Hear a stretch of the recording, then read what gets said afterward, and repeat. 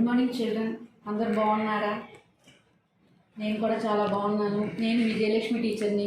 ఈరోజు మనం 10వ తరగతిలో ఒక మొదటి పాఠాన్ని చెప్పుకోబోతున్నాం. ఆ పాఠం చాలా ముఖ్యమైనది మీ జీవితానికి. ఎందుకంటే మీరు 10వ తరగతి అయిపోయిన తర్వాత మీ కలల రాజ్యం అయినటువంటి కాలేజీకి వెళ్ళాలని, ఎప్పుడెప్పుడు వెళ్ళాలని తహతహలాడుతూ ఉంటారు. అటువంటి కాలేజీల్లోకి వెళ్ళిన తర్వాత మీ తోటి విద్యార్థులతో మీరు ఏ విధంగా మెలగాలి, ఎట్లా ఉండాలి అనే విషయం గురించి నైతిక విలువలతో కూడినటువంటి మహత్తరమైనటువంటి ఒక మంచి పాఠాన్ని మనం ఈరోజు చెప్పుకోబోతున్నాం. మరి మీ తోటి విద్యార్థులతో మీరందరూ ఏ విధంగా ఉండాలి, ముఖ్యంగా అబ్బాయిలు ఏ విధంగా ఉండాలంటే ఇటువంటి భావన కలిగి ఉండాలి. అదే మాతృభావన. ఎందుకని మాతృభావనతో ఎందుకు ఉండాలి అంటే ఒక చిన్న పద్యం చెప్తాను, మీరు వినండి. సర్వతీర్థాంబువల కంటే సమమధికంబు పావనంబైన జనయిత్రీ పాదజలము వరతనూజన కిల దేవతల కంటే జనని ఎప్పుడు సన్నుతాచార నిరత. మరొక్కసారి, సర్వతీర్థాంబుల కంటే సమమధికంబు పావనంబైన జనయిత్రీ పాదజలము వరతనూజన కిల దేవతల కంటే జనని ఎప్పుడు సన్నుతాచార నిరత. దీని యొక్క అర్థం ఏంటంటే, పుణ్యక్షేత్రాల్లో అనేక తీర్థాలు ఉంటూ ఉంటాయి. మీరు వెళుతూ ఉంటారు పుణ్యక్షేత్రాలు. అలా వెళ్ళినప్పుడు మీరు ఆ పుణ్యక్షేత్రాల నుండి తీర్థాల్లో స్నానం ఆచరించి ఆ గుడిలో ఉండే దేవునికి దర్శనం చేసుకుంటూ ఉంటారు. ఎందుకని ఆ తీర్థాల్లో, ఆ పుణ్యక్షేత్రాల్లో ఉన్నటువంటి ఆ పుణ్య జలాలను కనుక మీరు మునిగినప్పుడు మనం చేసుకున్నటువంటి ఒక సకల పాపాలు హరించిపోతాయనేటువంటి నమ్మకం. మరి అటువంటి పుణ్యక్షేత్రాలకు అక్కడికి వెళ్ళి ఆ తీర్థాల్లో మునిగి అక్కడ మనకున్న పాపాలు పోగొట్టుకునే కంటే మీరు ఎక్కడికి వెళ్ళక్కర్లేదు. మీ తల్లి యొక్క కాళ్ళు కడిగి నీళ్లు చల్లుకుంటే చాలు మీకున్న సర్వ పాపాలన్నీ పోతాయి. అది తల్లి అంత గొప్పది. ప్రతి కొడుకుకి కూడా, కుమార్తెకి కూడా, ఎవరికైనా సరే తల్లి చాలా గొప్పది. మనకి ముందుగానే చెప్తున్నారు, మాతృదేవోభవ, పితృదేవోభవ, ఆచార్య దేవోభవ అంటున్నారు.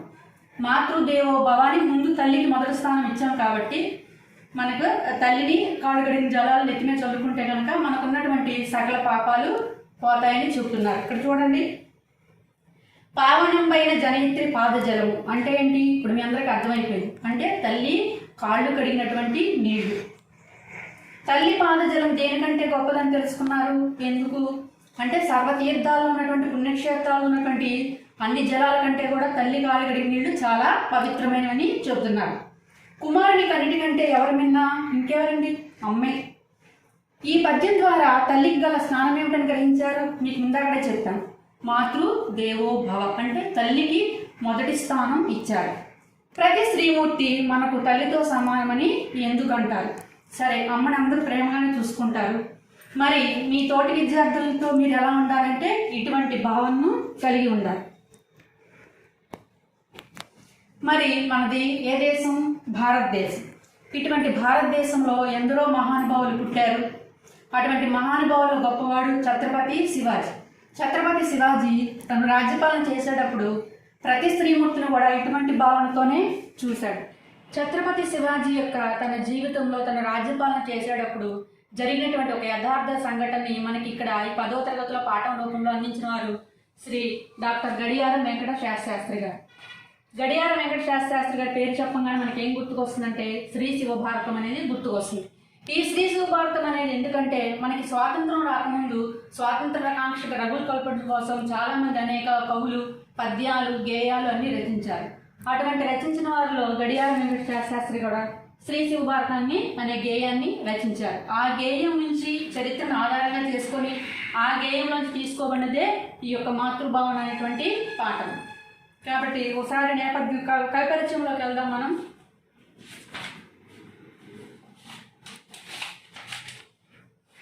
డాక్టర్ గడియారం వెంకట శాస్త్రి గారు ఆధునికాంధ్ర కవుల్లో ప్రముఖులు. శతావధాని డాక్టర్ గడియారం వెంకట శాస్త్రి గారు తల్లిదండ్రులు నరసింహంబ, రామయ్యలు. కడప జిల్లా జమ్మలమడుగు తాలూకా నెమళదిన్నె గ్రామంలో జన్మించారు. ఏ జిల్లా అయినది? కడప జిల్లా నెమళదిన్నె గ్రామం, జమ్మలమడుగ తాలూకు. ఈయన దుర్భాగ రాజశేఖర్ శతావధానితో కలిసి కొన్ని నాటకాలు రాశారు. గడియారం వారి పేరు చెప్పగానే శ్రీ శివభారతం అనే కావ్యము గుర్తుకు వస్తుంది. పారతంత్రాన్ని నిరసించి స్వాతంత్రకాంక్షను అనువనువును రగులుకొల్పిన మహాకావ్యము ఇది.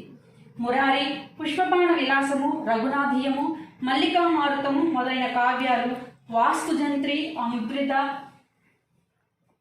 వచన రచన, శ్రీనాథ్ కవితా సామ్రాజ్యం విమర్శ ఈయన లేఖి నుండి వెలువడ్డాయి. కవితా వసంస, కవిసింహ, అవధాన పంచానన అనే బిరుదులు ఈయన అందుకున్నారు. ఈయనతో పాటు దుర్భాక రాజశేఖర్ అనే ఆయనతో కలిసి అనేక అవధానాలు రచించాడు. అవధానం అంటే ఏంటి?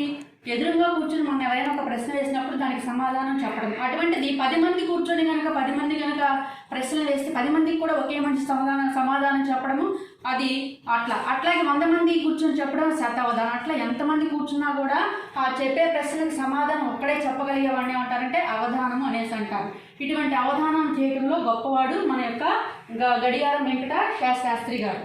ఈయన అనేక అవధానాలు చేశాడు. ఎవరితో కలిసి? దుర్భాక రాజశేఖర్తో కలిసి అనేక అవధానాలు, శతావధానాలు చేశాడనమాట. ఈయన రచనలు మరొకసారి చూద్దాము. మురారి ఏంటది?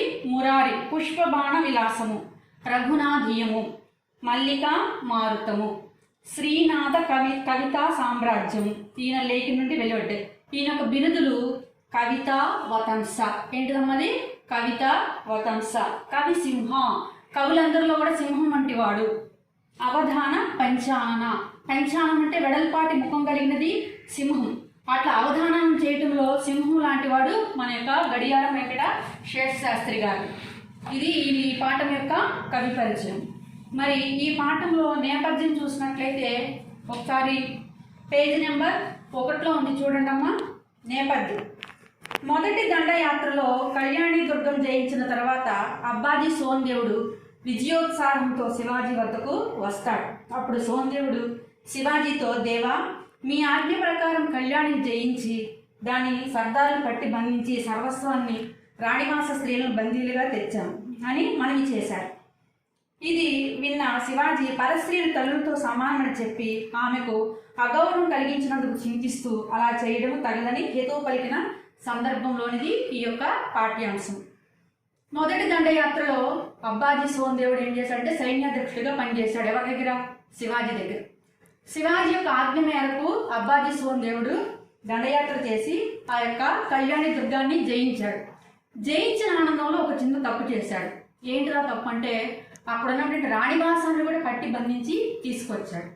వెంటనే రాజు చెప్పిన దానికంటే కూడా ఎక్కువగా చేశాడు కాబట్టి ఎవరైనా ఆనందపడతారు. కానీ మన శివాజీ జయించిన ఆనందం కంటే కూడా అబ్బాజీ సోమదేవుడు రాణివాస స్త్రీని పట్టి బంధించి తీసుకొచ్చాడు విషయం తెలిసి ఆ సోమదేవుడిపై ఎంత కోపం చూపించాడో చెప్పడమే ఈ పాఠం యొక్క ముఖ్య నేపథ్యము.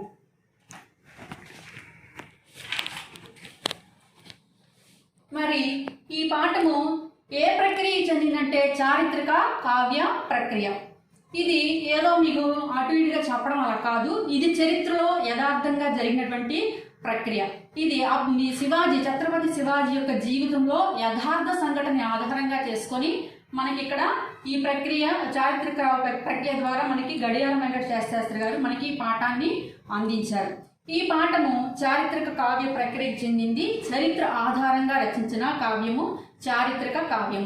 ఇది డాక్టర్ గడియారం వెంకట శాస్త్రి రచించిన శ్రీ శివభారతము తృతీయ శాసనంలోనిది. ఈయన శ్రీ శివభారతం దాంట్లో నుంచి తృతీయ శాసనం నుంచి ఇది తీసుకోబడినది. ప్రవేశిక చూద్దాం ఒకసారి. ప్రవేశిక పేజీ నెంబర్ 3లో ఉంది. జాతి జీవన విధానాన్ని ప్రతిబింబించేది సంస్కృతి. భారతీయ సంస్కృతి స్త్రీలకు గొప్ప స్థానాన్ని ఇచ్చింది. పరస్త్రీలు తల్లులుగాను పరదానాన్ని గడ్డి పరకతో సమానంగా భావించమని చెప్పింది. అటువంటి ఉదాత్తమైన భావాలను జీవనశైలిగా మలుచుకొని పరిపాలన సాగించిన ధీరోదాత్త చక్రవర్తి ఛత్రపతి శివాజీ. శివాజీ జీవితంలో ఒక సంఘటన మాతృభావనకు అద్దం పడుతున్నది. దాన్ని గడియారం వెంకట శాస్త్రి తీర్చిదిద్దిన తీరు ప్రశంసనీయం.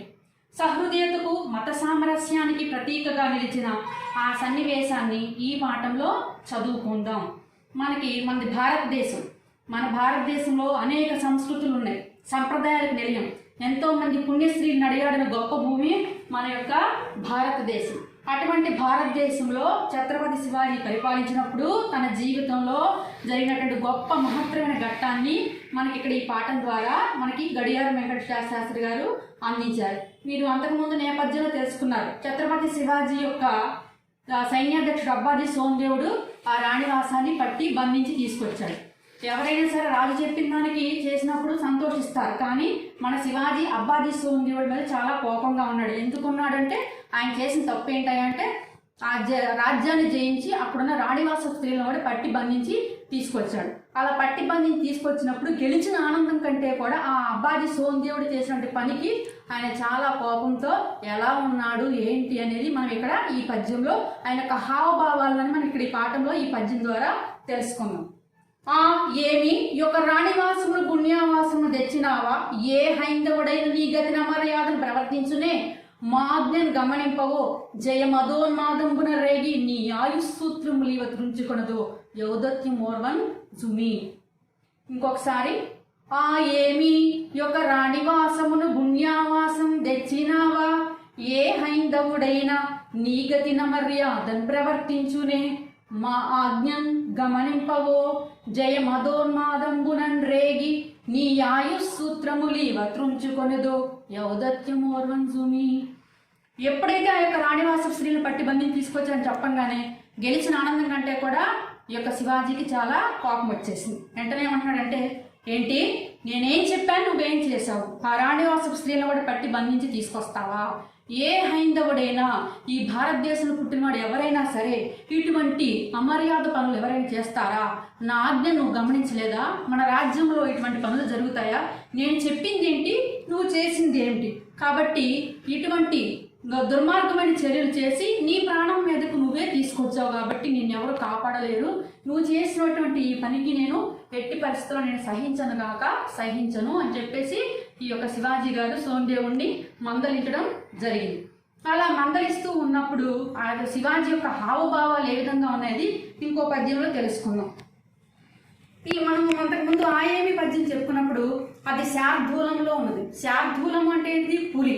అంటే ఎప్పుడైతే పట్టి బంధించి తీసుకొచ్చామని చెప్పాడో వెంటనే ఆ యొక్క శివాజీ శార్దూలం లాగా పులి గాండ్రించినట్టుగా అంత కోపంతో ఆ పద్యం ఆ విధంగా సాగిందనమాట.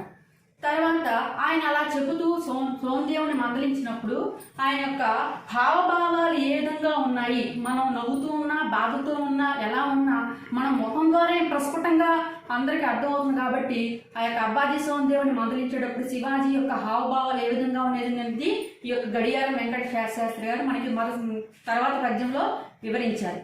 చూడండి. అణుచున్ జేవురు మీరు కన్నుగవతో నా స్పందోష్టంబుతో ఘన హుంకారముతో నటు దృక్పటితో గర్జిల్లు నా బోంసలేసున్ చూడన్ బుయిలోడి గొల్లు శివుడీసున్ గుత్తుకన్ రింగి బోరన నవ్వారల బంధమూర్చి గొనితేరన్ పంచి సోమదేవునిన్. అలా అంటూ ఉన్నప్పుడు ఆ యొక్క శివాజీ యొక్క హావభావాలు ఏ విధంగా ఉన్నాయంటే, అణుచున్ జేవురు మీరు అలా అంటున్నప్పుడు కళ్ళు రెండు జేవురు మీరాయి అంటే రెండు కళ్ళు, కన్ను గవ అంటే రెండు కళ్ళు, ఆ రెండు కళ్ళు కూడా ఏమయ్యాయంట ఎర్రగా జేవురు మీరాయంట. మనకి కోపం వచ్చినప్పుడు కళ్ళు రెండు బాగా ఎరిపెక్కిపోతాయి. ఇప్పుడు ఈయన కోపంతో ఉన్నాడు కాబట్టి ఆయనకు రెండు కళ్ళు కూడా బాగా ఎర్రగా ఎరిపెక్కిపోయాయి. ఆ స్కందోష్టముతో ఆ స్పందించిపోయింది. ఏంటిది? ఓష్టము. ఓష్టము అంటే పెదవి, పైన ఉన్నటువంటి పెదవి ఆ కోపంతో వణికిపోయిందనమాట. ఘన హుంకారంతో అంటే ఏంటిది? ఆ గొంతు ఒక్కసారిగా హుంకరించినట్టు మాట్లాడాడు. అంటే ఏంటిది? ఏదో తీసుకొచ్చావా, సరేలే తర్వాత చూద్దాంలే, పక్కన పెట్టు, అలా కాకుండా ఏం చెప్పా ఏం చేసా అన్నట్టుగా గట్టిగా ఘన హుంకారంతో గర్జించాడనమాట. నట దృక్బుటితో, దృక్బుటి అంటే ఈ యొక్క నొసలు రెండు ముడివేసినట్టుగా, నాట్యం చేసినట్టుగా రెండు నొసలు ముడివేసి చాలా కోపంతో చెప్పాడు. గర్జిల్లినట్టుగా, ఒక పులి గాండ్రించినట్టుగా. అలా ఎప్పుడైతే శివాజీని ఎప్పుడు కూడా శాంతంగా చూసేటువంటి ఆ యొక్క సభలో ఉన్న వారందరూ కూడా శివాజీ గారికి ఆడవాళ్ళని పట్టి బంధించి తీసుకొస్తే ఇంతటి కోపం వస్తుందా అని చెప్పేసి ఆ సభలో ఉన్న వారందరికీ కూడా అనుకోని ఆశ్చర్యం కలిగి అందరూ కూడా శిలల్లాగా మారిపోయినట్టుగా నిశ్చేష్టులైపోయి ఆ యొక్క శివాజీని చూస్తూ ఉండిపోయారు. అప్పుడు మళ్ళీ వెంటనే అంత కోపంతో ఉన్న ఆయనకి, కోపం అనేది మనిషికి ఉండొచ్చు, కానీ కోపం అనేది పాల పొంగులాగా ఉండాలి. నీళ్ళు చల్లంగానే ఎలా చల్లారిపోవాలో అలాగే ఎప్పుడు కూడా కోపం ఉండకూడదు. వస్తుంది, మనిషి అన్న తర్వాత కోపం అనేది వస్తుంది, కానీ ఎప్పుడు కోపంతో ఉండకూడదు. పాలు ఎలా పొంగాయో అంతే నీళ్ళు చల్లంగానే ఎలా చల్లారిపో అంత కోపము అలా వెంటనే తగ్గిపోవాలి. అదే కోపంతో ఉన్న శివాజీ మళ్ళీ అంతలోకే గొంతు ఈసు, తన యొక్క కోపాన్ని, ఈసు అంటే ఇక్కడ వికృతి వాడారు, ఈర్ష్య ఈసు, ఆ యొక్క కోపాన్ని ఏం చేశాడంటే ఆ గొంతులోకి దిగమింగి, సరే సరే అయ్యింది, ఏదో అయిపోయింది, నువ్వు వెళ్ళి వాళ్ళని ఆ రాణివాసపు స్త్రీల్ని ఆ బంధనాల నుంచి తొలగించి ఇక్కడ తీసుకొని రా అని చెప్పేసి ఆజ్ఞాపించాడు. మరి ఈ పద్యాన్ని, ప్రతిపదార్థాన్ని మీకు వీడియోలో పెట్టడం జరుగుతుంది. ఇక్కడ ఉన్నటువంటి ఈ పద్యము స్టార్ పోయము, శార్దూల పద్యము, దీన్ని బైహార్ట్ చేయాలి. కాబట్టి ఇది తప్పనిసరిగా చదివి, ఈ ప్రతిపాదన కూడా ఇక్కడ పేజీ నెంబర్ 7లో ఉంది. ఈ ప్రతిపాదన ఈ పద్యం 2 పెడతాము, పద్యం బాము. రేపటి హోంవర్క్ కల్లా ఇది ఒక 2 సార్లు రాసుకొని అందరూ బాగా చదివి దీన్ని అభ్యాసం చేయగలరు.